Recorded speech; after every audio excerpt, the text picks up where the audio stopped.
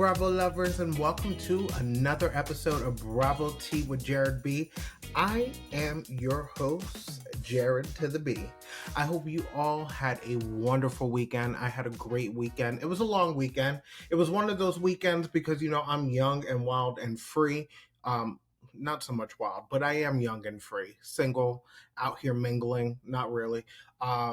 So Friday after work, came home, changed my clothes, went to downtown Roswell, had dinner with friends, did not come back home until Tuesday afternoon. And I really hate when I do that to myself because I'm very much so a regimented person on Saturdays. I really like to do my laundry, clean my apartment, run my errands before I do anything else.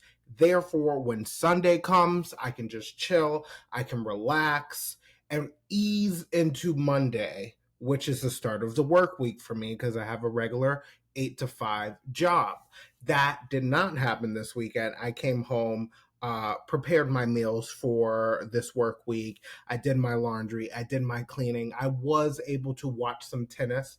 The Novak Djokovic and Carlos Alcaraz match at the Cincinnati Open. Shout out to Djokovic, a tennis legend. Great match. And then here we are. It is Tuesday evening, and I am recording a new episode of Bravo Tea with Jared B. So enough about me. Let's get right into it.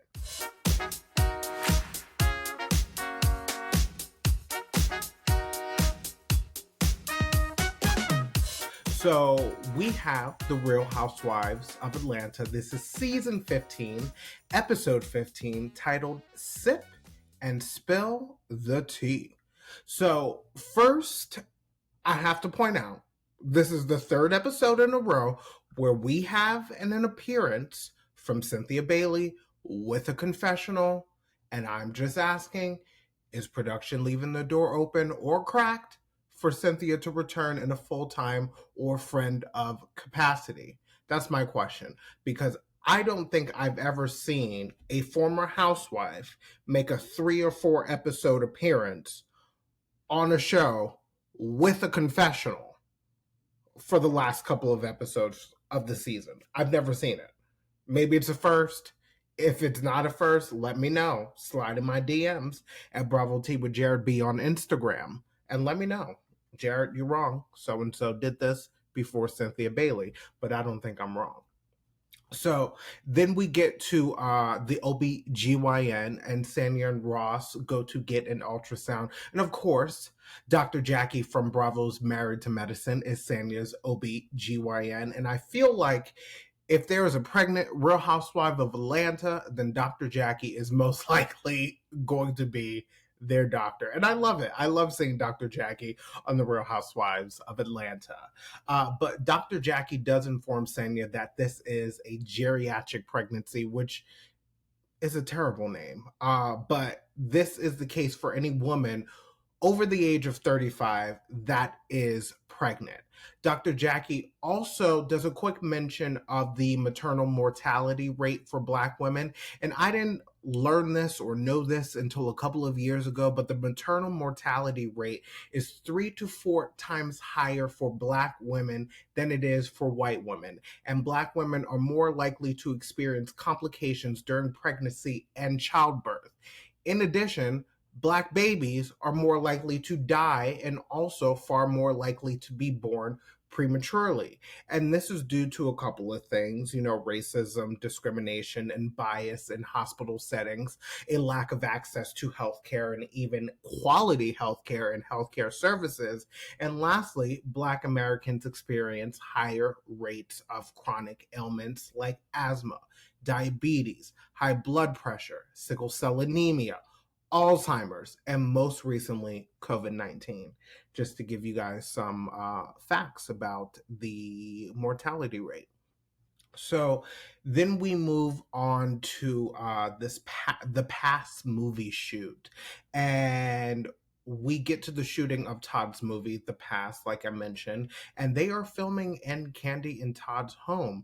And Todd says that he's taking a page out of Tyler Perry's book. If you don't know, Tyler Perry's very good at having a small budget for his films and filming very quickly, and then his films, doing very well in the box office where he is taking home a lot of money because he is also the writer, producer, director, and, he has his own production company and studio. Tyler Perry Studios.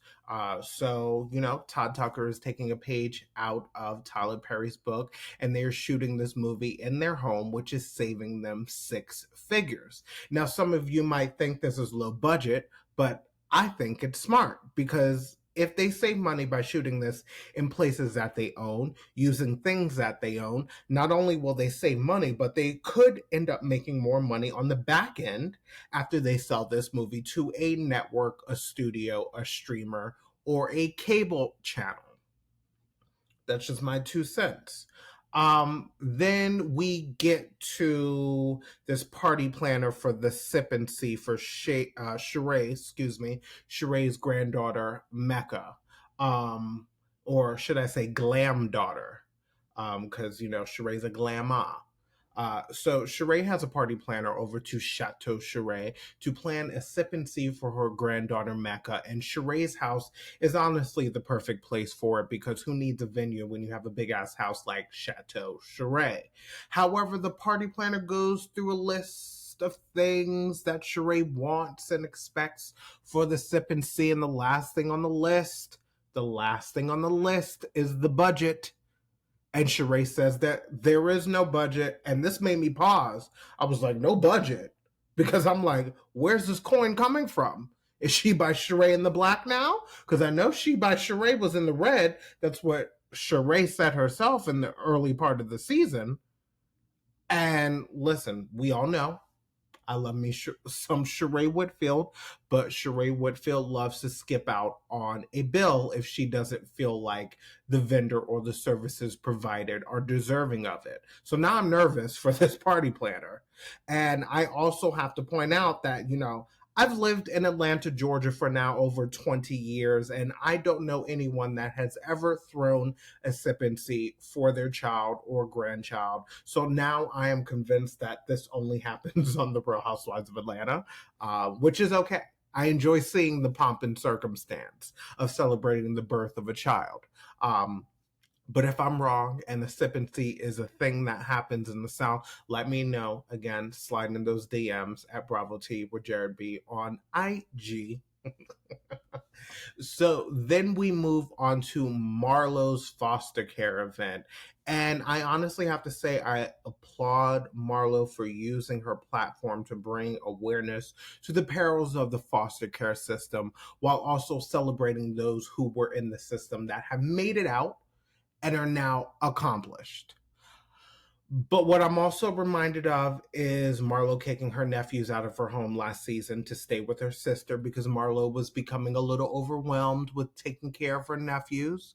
Marlo also used to dog Kenya about the fact that Kenya's mother never wanted or loved her. So, although I am applauding Marlo for what she's doing with bringing awareness to the foster care system, I'm also looking at her with a side eye because, Marlo, you've done and said some shady things involving parenthood. I just have to mention that.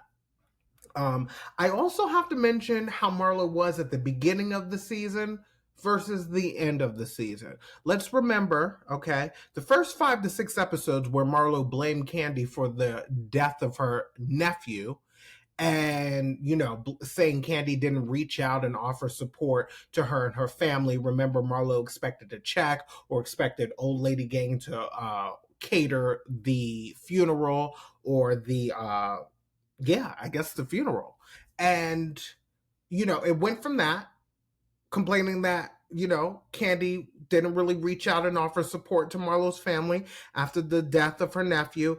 And then Marlo's storyline switched to getting her record expunged, going on a date with Scott Lee, doing charitable foster care work. And don't get me wrong, all of that is admirable. But I would like to say that, has Marlo really grown over the course of this season 15, which is only 3 to 4 months of filming? Or is this a course correction from a production standpoint?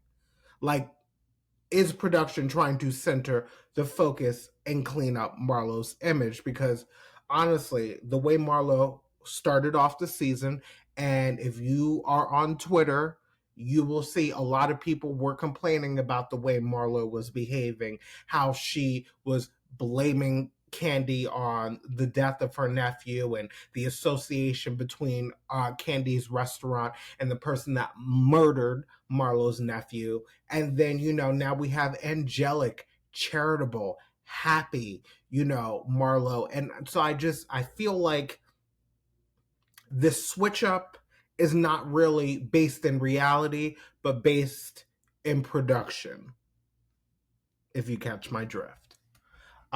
So then we move on to this next part of the episode, and Ralph visits Drew on set of the past.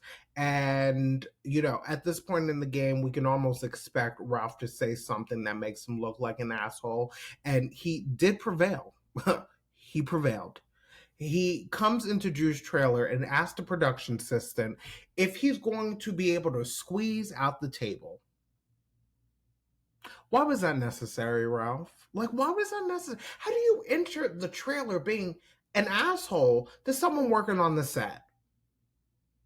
And then, Ralph did dap him up, but honestly, I would have punched him in the face, but that person couldn't because, he works on the set of a film that is starring Drew Sidora, and he just can't punch, Drew Sidora's husband, because then he's going to get fired from the film. So, and I wouldn't have punched Ralph.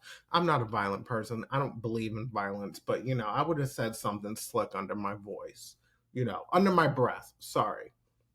And then, Ralph and Drew are talking. Drew's talking about the fact that she feels inspired by this new role, and she feels some connection to the character that she's playing in this movie, The Past. And then we jump to Ralph's self confessional, and Ralph calls Drew a thespian, in air quotes, and I'm like, it just makes Ralph look like a hater. I'm very confused why he can't be supportive of his wife and her dreams and endeavors. It's very confusing to me. And then he starts interrogating Drew, asking her if they kissed, the woman that she's starring opposite of, who plays her lesbian love interest or sex interest. Ralph is asking, did she orgasm? Like they're filming an adult film and not a feature film. And I'm glad, Drew was like, you know what? Ralph is getting on my nerves and he needs to go. Because I was feeling the same way. Like, if you can't show up and be supportive of your wife, get the hell out. Go home. Take care of your kids, okay? Go home, Ralph. So then we get to the last part of this episode. This is Mecca's Sip and See. And I feel like this event is equally for both Sheree and her glam daughter, Mecca. Drew pulls up, which I find quite interesting. Drew pulls up in Sheree's driveway with her readers on, and Drew spots that assistant that was spreading rumors about Drew last season. We also learned that Anthony, that's that assistant that was spreading rumors about Drew, threw a shoe at Drew at a lounge, and the police were called. Now, one thing I have to point out, because a picture was posted after this episode on Sunday that shows Drew in a picture with all the current Real Housewives of Atlanta, including Lisa Wu, former Real Housewives of Atlanta, Deshawn Snow, former Real Housewives of Atlanta. Lisa and Deshawn are OGs. I believe Cynthia was also in that picture. So, I find it very suspect that in the scene, we see Drew arrive in the driveway of Sheree's home and saying, you know what, I don't want to go in there because of Anthony. And then we see the car back out, and then we see a picture released later of Drew in Sheree's home with a picture taken with the rest of the ladies of the Real Housewives of Atlanta. So I'm like, what in the fakery is going on? Production is really slipping on this show. Really slipping. It is botched. It is shady. It's suspect. It's disjointed. I don't know what's going on, but I have to say, bring Carlos King back to the Real Housewives of Atlanta. Something has got to give because, like, we the viewers should not be pointing out discrepancies in production. We should not be able to point this out. But let's remember, okay, Bravo, take note. We've been watching these shows for a very long time. So there's very few things that you can slip past us that we won't notice. So I'm putting you on notice, okay? So then Candy goes and tells Sheree that Drew doesn't feel comfortable coming into the house, even though we know Drew did come into the house, but because Anthony is there. And then Anthony says, oh, he's not worried about Drew's white ass.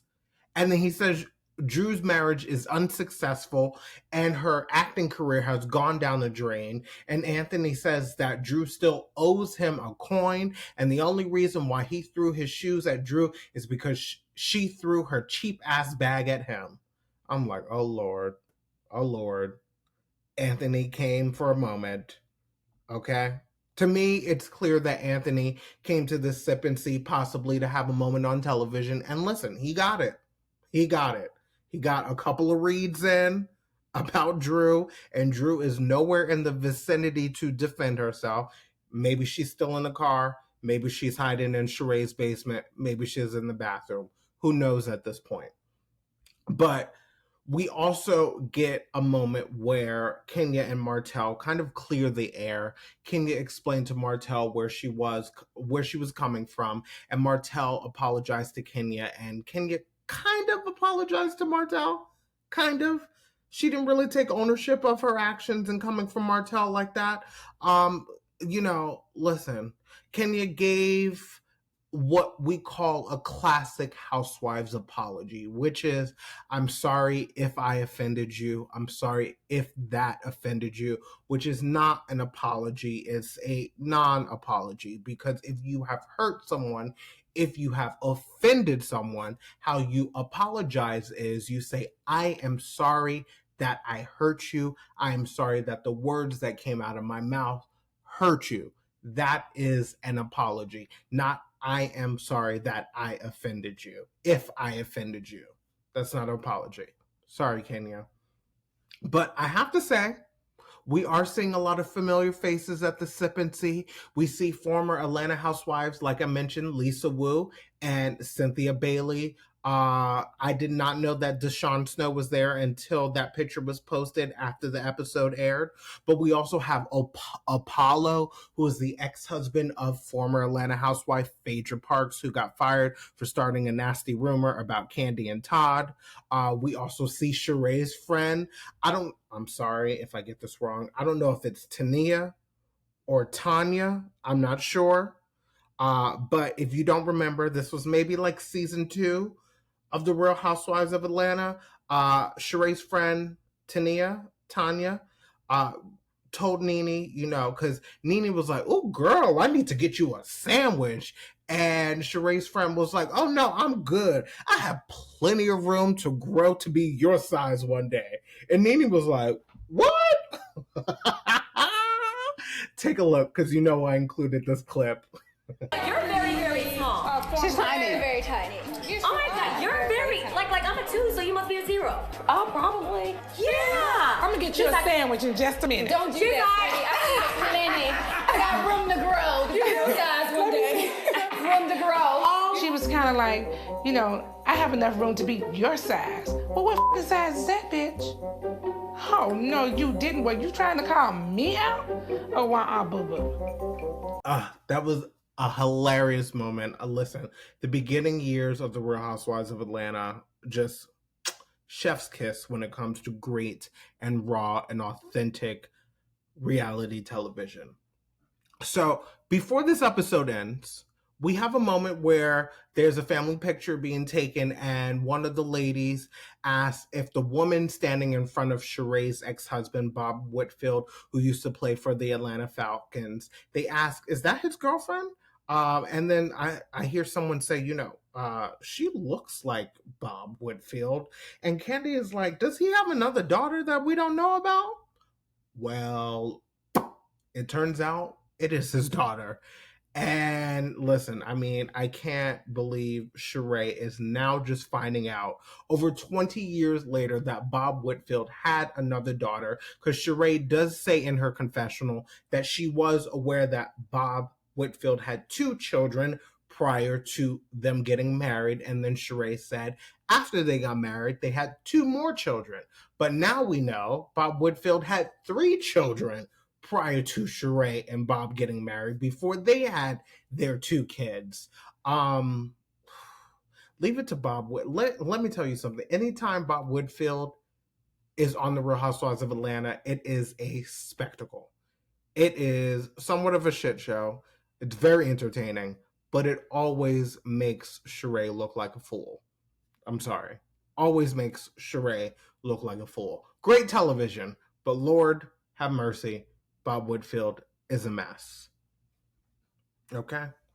Like, and I love that the ladies were questioning why this daughter was a secret. And, Bob was like, back then it was on a need to know basis. And I'm like, well, what kind of marriage was Sheree and Bob, and where like things were on a need to know basis?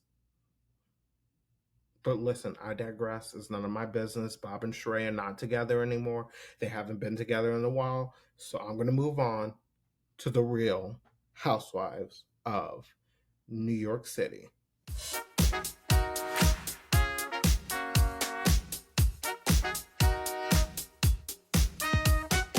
So we have the Real Housewives of New York City. This is season 14, episode 6, titled Anniversary Not Sorry. So we start off with the scene at Jacob the Jeweler. Aaron and Uba basically go shopping for diamonds, okay? Uba took Aaron to Jacob the Jeweler for some diamonds to wear for her anniversary party. And I find this such a flex because it's Jacob the Jewelry. I mean, it's Jacob the Jeweler. Excuse me. Now, I can't afford any of Jacob's jewelry, but I've heard of him. He is the jeweler to the stars, from Jennifer Lopez to Jay-Z, Mariah Carey, Madonna, Rihanna, David and Victoria Beckham, Kim Kardashian. The list goes on. I believe that Jacob the Jeweler is mentioned in Deja Vu, a Beyonce song featuring Jay-Z. I think he says something like, we go to Jacob the Jeweler, Lorraine Schwartz are the dude. Baby, if you calling me, I'm calling you. I'm talking spy bags and fly pads and rooms at the Bloomberg and rumors. You on the verge of a new merge, cause I rock on your fingers like a tumor. You can't fit your hands in your new purse. Woo! Well, let me shut up, cause I don't have the money to pay for that song. But like I said, listen, Jacob the Jeweler is a big deal. So I think it's cool that Uba is friends, or good friends, with Jacob the Jeweler well enough to get Erin some borrowed diamonds for her anniversary party. It's a flex. Uba's flexing right now, but it's a subtle flex. You know what I mean? It's like a brush your shoulders off kind of flex. And we find out that Uba met Jacob the Jeweler in Monaco, which is the south of France, for those geographically... Let me just stop. Jacob the Jeweler and Uba met in Monaco, which is in the south of France, at a charity that involves Prince Albert of Monaco. So that's another flex for your ass right there, coming from Uba. Uba's letting you know, listen, I may not have a man, I may not have all the millions, but listen, I don't know what Uba's bank account looks like, but Uba's like, I know some people, and I've been some places, and people know me. Brush your shoulders off. So then Erin tries on a pair of earrings that is $224,000, and Erin is like, it's like a down payment on a house. And I'm like, oh, how expensive is this house? Okay. I'm like, I don't know anyone that put $224,000 down on a payment towards their house. Most people I know, $224,000 is like maybe $100,000 or $200,000 off from what their total home cost. Maybe that's even half of what their home costs, but not the down payment for their home. Okay? Listen, I'm in a completely different tax bracket than Aaron, so I don't know about that life. If this were Downton Abbey, I'd be downstairs with the staff. Aaron would be upstairs with everyone else.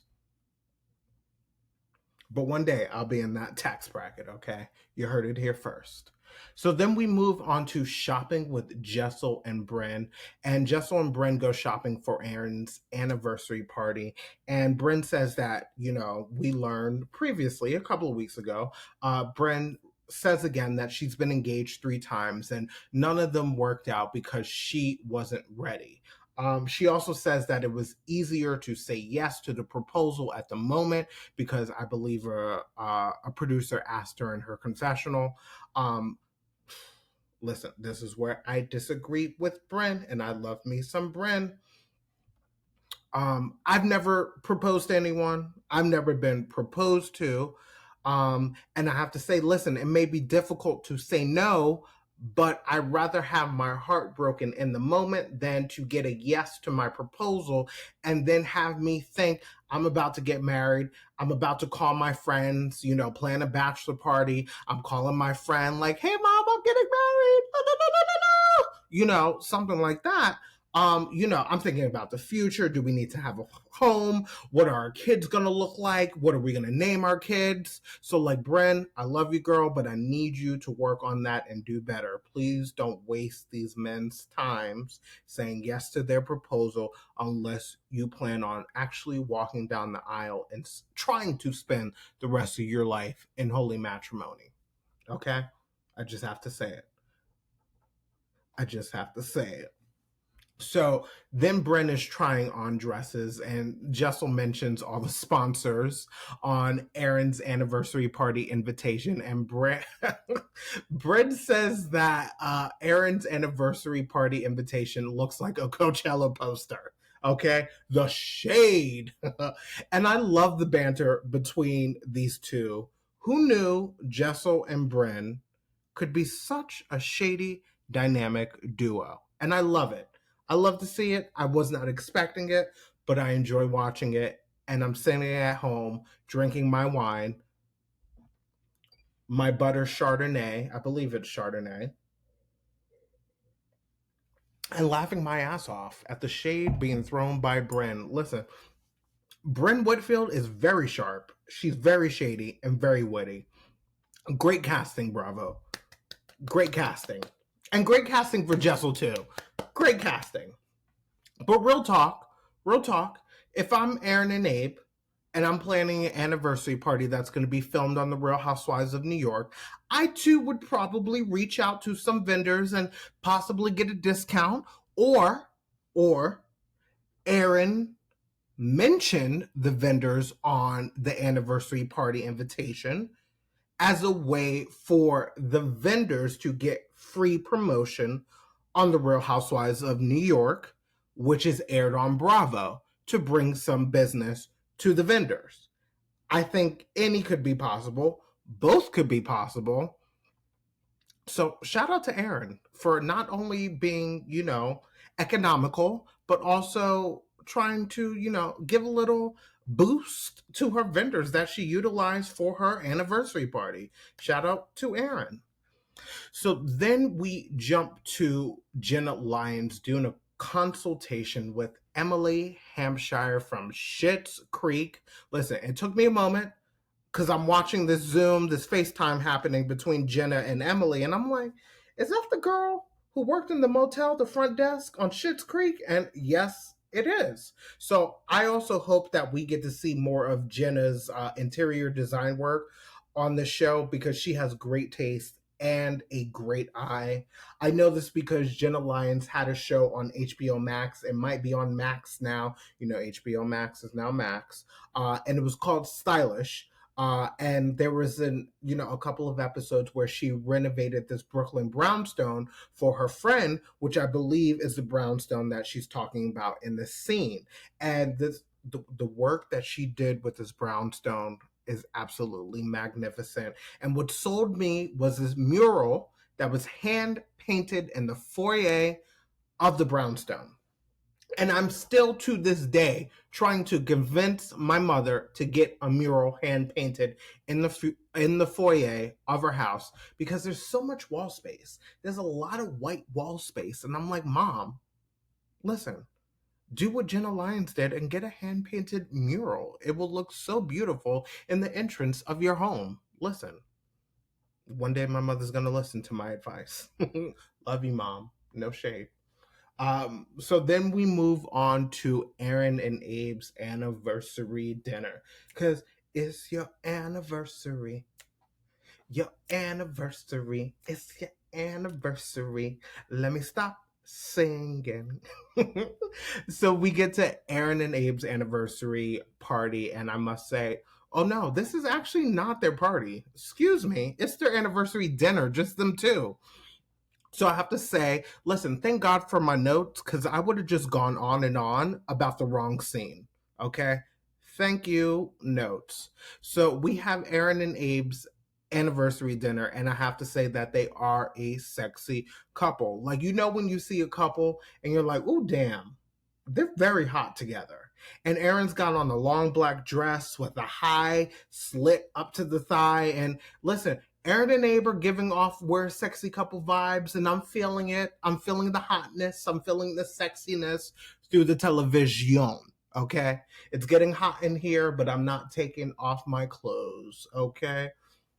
Now, listen, I don't agree with this, but the internet was saying that Abe looks like Tom Wamsgams from Succession. If you are a fan of Succession like I am, then you know what Tom Wamsgams looks like. And listen, I don't believe that is a compliment to Abe.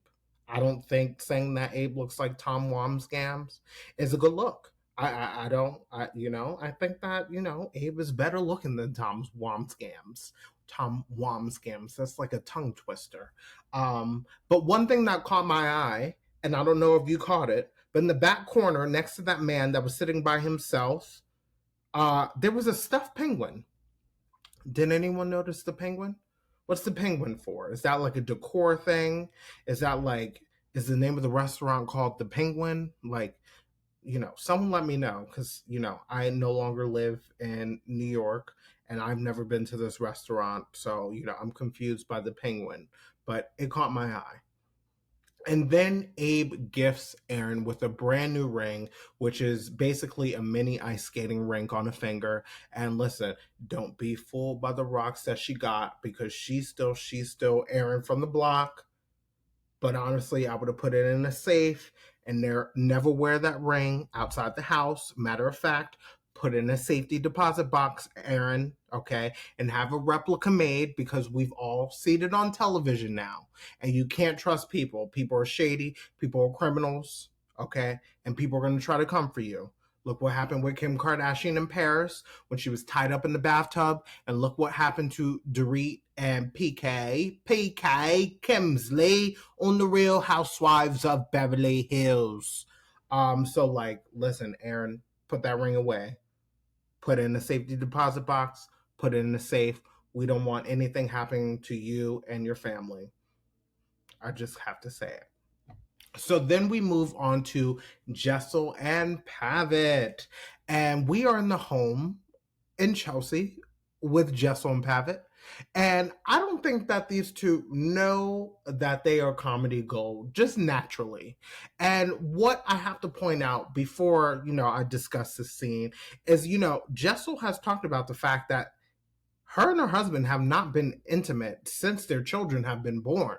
But you can tell that there is a genuine friendship and a healthy banter and a love that exists between these two. Even though at this point they haven't gotten it on at all, they're good. They're good. Of course, they would probably want to have sex and get it on, but there's no hateration happening here. There's no fighting. There's just great banter. And I love to see it. But Jessel is feeling the urgency and the pressure to get these preschool applications in because, if you're not from New York City, this is a big deal for people who exist within a certain tax bracket. Everyone else, us commoners, we would just send our kids to public school, like the rest of the country.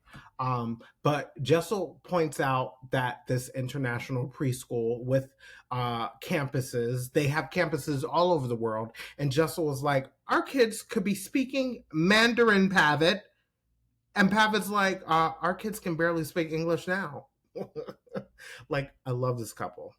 There's a great balance to them. I have to say, the Real Housewives of New York has some great couples. We have Jessel and Pavitt, we have Cy and her husband David, and then we have Erin and her husband Abe. So shout out to the Real Housewives of New York casting. We have some great housewives and some great housewives with great husbands. And I hope that it stays like this and we don't, witness a scandal happen in this season or any seasons coming up in the future is what I meant. Then Jessel mentions another school that is $62,000 a year when there are some people in this country that don't even make $62,000 a year in like their paycheck that they work. And like there are people out here paying $62,000 just to send their kids to school. And Jessel's like, listen, Tom Cruise sent his kid here. We could be rubbing shoulders with that. But listen, Jessel, Tom Cruise was not rubbing shoulders with any of those parents from that school. It was Katie Holmes, because allegedly Tom Cruise doesn't have a relationship with his daughter, Sheree, because of, those Scientology rules. But I will say, let me get back to the Real Housewives of New York before they come after me and Xenu shows up at my front door. Let me shut up, okay? I love you, Leah Remini. I love you.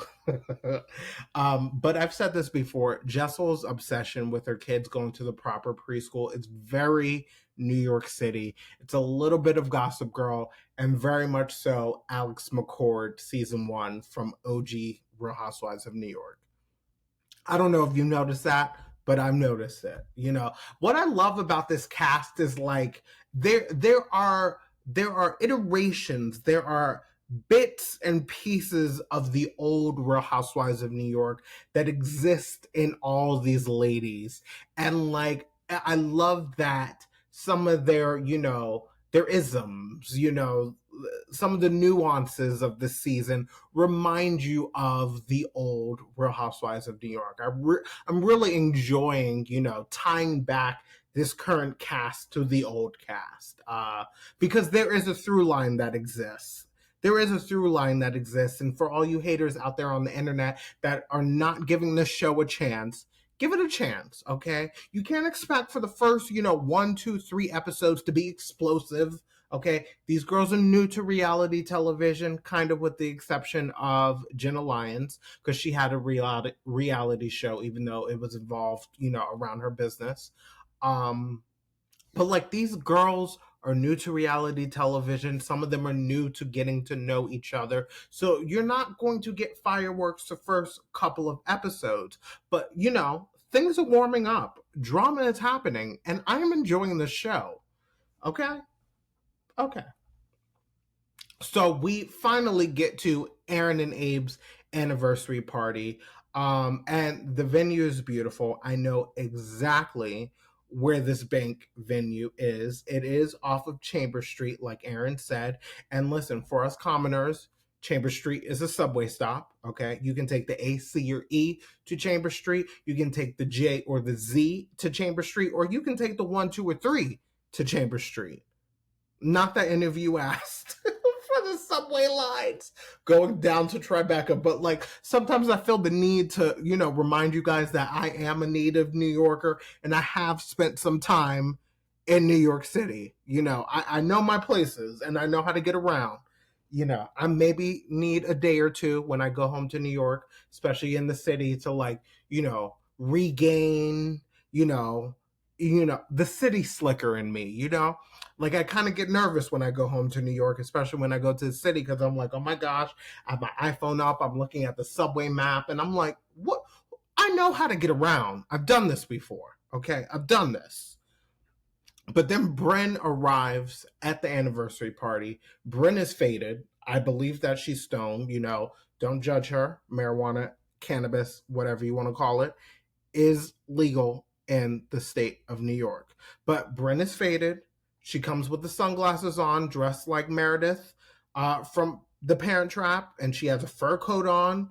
And listen, Bryn came to start some mess, and I'm here for it. But I have to agree with Aaron. Bryn does look a little suspect wearing sunglasses indoors at night when she could have just gone to Dwayne Reed around the corner, got some eye drops that a little bloop, bloop.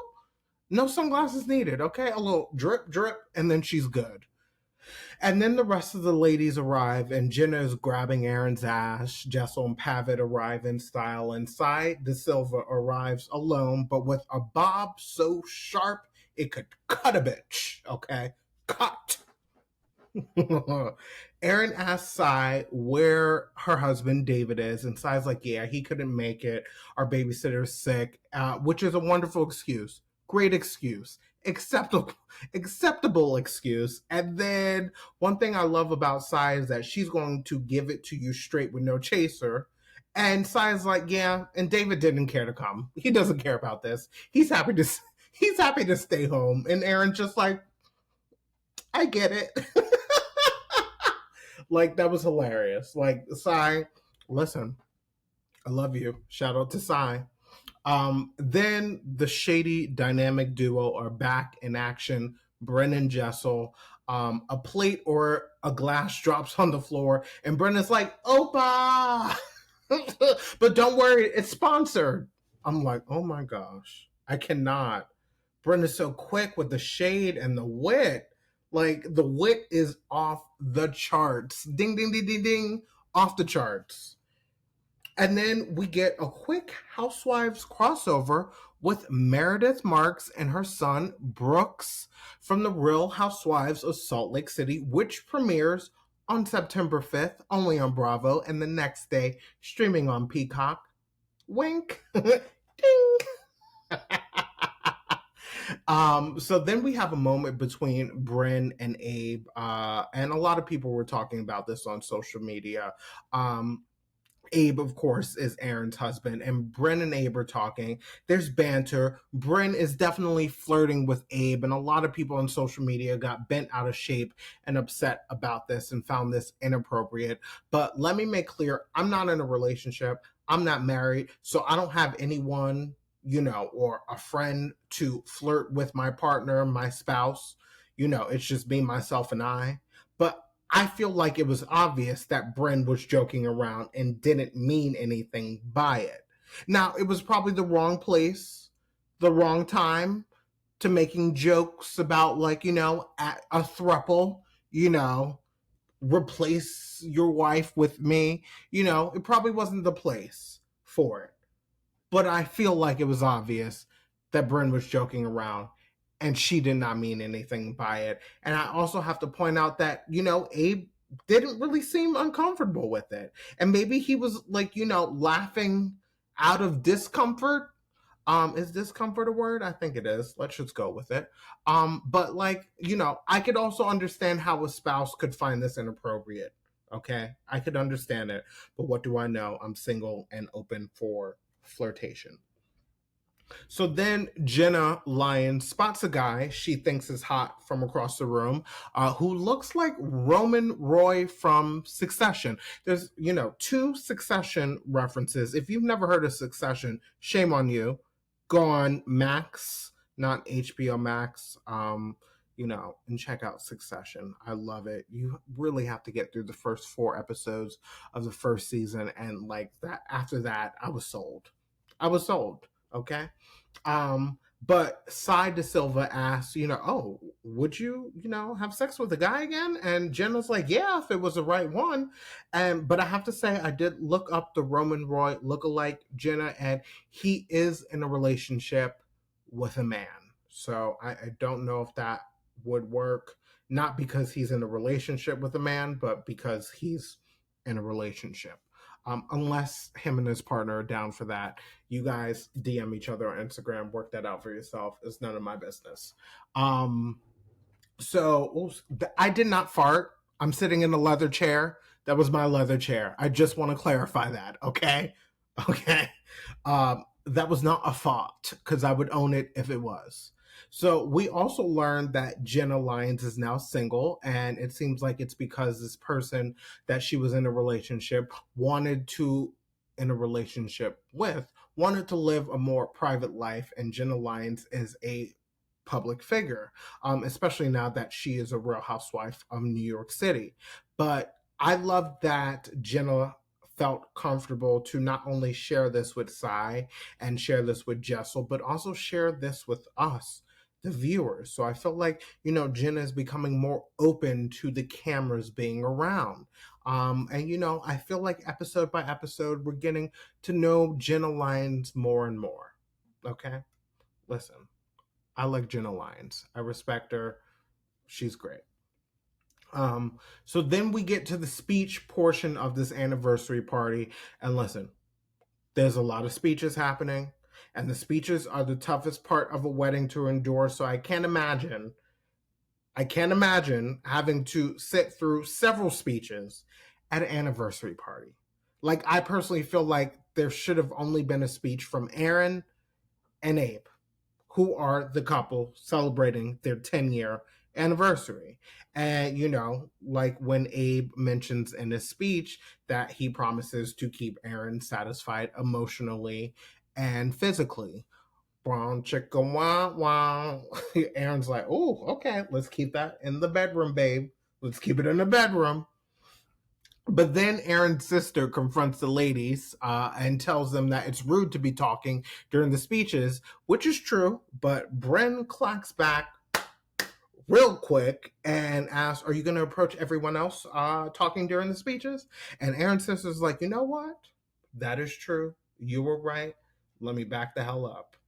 She's like, listen, stand down. I didn't mean to come for you like that, Bren. I see you got the sunglasses on. And then some woman's hair got caught on fire, and Sai De Silva decided to go to Nobu because she was hungry. Listen, let me tell you something. Y'all better get it together when it comes to inviting Sai De Silva to an event. If you do not have a full spread, a full meal, just feed Sai, okay? Feed her, okay? She is a pescatarian. She is hungry. She is petite, but she has the appetite of, I don't even know, an animal that has a large appetite. I can't even name it, so let me shut up. But, please feed Sai De Silva, okay? So she won't be throwing shade at Aaron's hostess abilities, okay? Because Sai has been really, dragging Aaron and her inability to host a proper function, especially with food. So that was this week's episode. Not this week's episode. That's this episode of Bravo Tea with Jared B. Of course, I thank you all so much for listening and watching this show. I appreciate the support. Continue to tell your friends, your family, your coworkers, your loved ones, your cats, your dogs, your lovers, your aunts, your uncles, your grandmother, your mother, your father. Tell everyone that you know of this great podcast. I'm going to mention it. Bravo Tea with Jared B. You can watch it on YouTube. You can listen on Apple Podcasts, on Spotify, on iHeartRadio. You can listen to it everywhere you can stream your favorite podcasts, okay? You can follow us at Bravo Tea with Jared B on Instagram. You can follow us on Bravo Tea with JB on Twitter. You can follow us on Threads. You can follow us on TikToks, okay? Follow. And also, if you are a new listener or if you are an old listener, please leave us a review. 5 stars. It helps us move up in the algorithm so other people can discover us. Listen, I love you for listening, and I will see you on Friday for the newest episode of Bravo Tea with Jared B. Have a good one.